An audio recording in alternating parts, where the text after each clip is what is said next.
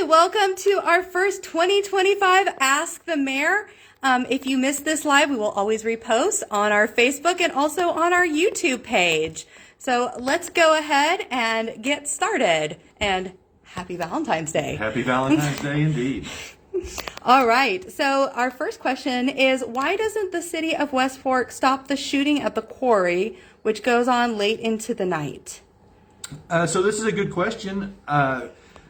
I think this is the first I've heard about this. So I don't have a lot of information for you on this. So one, I would say that I'm not sure it's happening at the quarry. It may be, but to my knowledge, the quarry has gates and they're locked, and so there's limited access in there. So I don't know where this is coming from, and I don't know who's doing it. So perhaps we may need to start with who's doing it. I think there was some good information around this question about that the county does have ordinances in place to mitigate this, and maybe that's where we start is whoever submitted the question, have you reached out to the limits? But again, I haven't heard of this before, so I don't really know. I don't know how often it's happening, and I understand it could be a nuisance. I totally get that, and we'll help in any way we. All right, we're back on. Sorry about that. We had a connection issue, so I'm actually going to... All right, perfect. We got our internet connection back up. Thank you guys for tuning in. All right, you can go ahead and continue now. Yeah, so I was just saying that, if whoever submitted the question can identify exactly where this is coming from, that may go a long ways in getting some assistance from the county on trying to get this issue resolved. I'm sure the county would be more than happy to go talk to whoever it is and let them know that there's some complaints.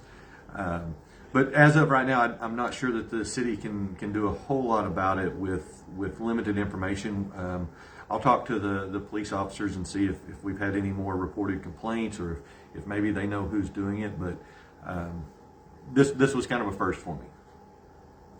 All right, so what is the plan and timeline for the bridge replacement and utilities movement in preparation for that?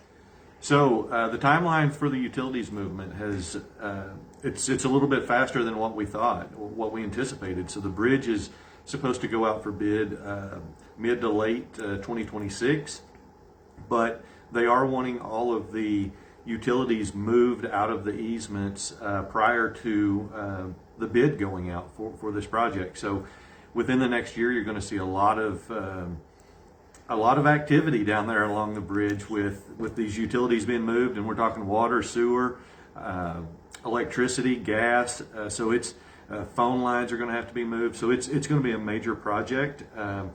It's moving forward, and it's moving forward quickly, and so we're excited about that. But yeah, we're going to see there's going to be some congestion there in the coming year as all of these different utilities come to work and start trying to organize where and how they're moving their respective utilities. All right. Do you think we'll ever see a crosswalk over Main Street to the library? I certainly hope so. So we are a little bit limited on what we can do because that's a state highway. It's Highway 170. But as everyone has noticed, I hope we just finished up a new sidewalk project next to the library, over next to the bank, and it looks really good. Isaac and his guys did a fantastic job on that.